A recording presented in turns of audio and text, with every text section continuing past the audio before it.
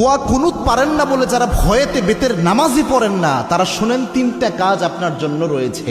এই তিনটা কাজ করলে বেতের নামাজের পরিপূর্ণ সওয়াব আপনি পেয়ে যাবেন। সুবহানাল্লাহি বিহামদিহি। ইসলাম যে কত সহজভাবে আপনাকে সমাধান দিয়েছে কল্পনা করতে পারবেন না। এই যে বেতের নামাজে যে দোয়া কুনুতটা আমরা পড়ি, এটা কিন্তু অনেকের মুখস্থ হয় না, যার কারণে অনেক বড় দেখে অনেকে বেতের নামাজই পড়ে না যে আমি দোয়া কুনুত পারি না, আমি কি বা পড়বো। অথবা অনেকে এমন রয়েছে বেতের নামাজে দাঁড়িয়ে দোয়া কুনুতের সময় চুপ করে থাকে, একটা শব্দ করে না, এরকম আছে অনেকে। তো এরকম কোনোটাই মাধ্যমেই আপনার কিন্তু দোয়া কুনুতের যে হক এটা আদায় হচ্ছে না। এবং বেতের নামাজ এটা কিন্তু ওয়াজিব একটি নামাজ, এই নামাজকে আপনি ইচ্ছা করে ছেড়ে দিতে পারবেন না, এবং ওয়াজিব সবসময় চাইলে আপনি তরক করতে পারবেন না। এই জন্য বেতের নামাজ গুরুত্বপূর্ণ।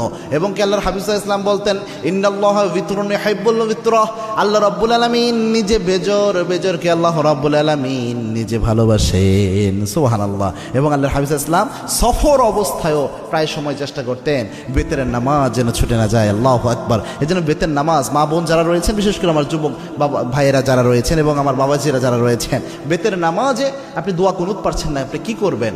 প্রথম যদি আপনি দোয়া কুনুত না পারেন তাহলে আপনি যে দোয়াটা পড়বেন, রব্বানা আতিনা ফিদ দুনিয়া হাসানাহ ওয়া ফিল আখিরাতি হাসানাহ ওয়া কিনা আযাবান নার।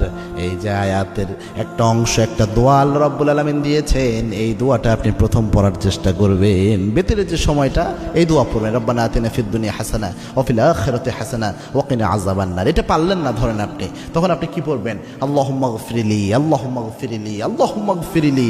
এটা বারবার আপনি পড়তে থাকবেন, তাহলেও দেখবেন ইনশাআল্লাহ বেতরের হক আদায় হবে। 3 নাম্বার হচ্ছে আপনি পড়বেন আস্তাগফিরুল্লাহ, আস্তাগফিরুল্লাহ, আস্তাগফিরুল্লাহ। তিনটার যে কোনো একটা যদি আপনি পড়েন, আশা করা যায় ইনশাআল্লাহ বেতরের হক সাময়িকভাবে আদায় হবে। তবে এটা এই সময় পর্যন্ত, যতদিন পর্যন্ত আপনার মুখস্থ না হয়।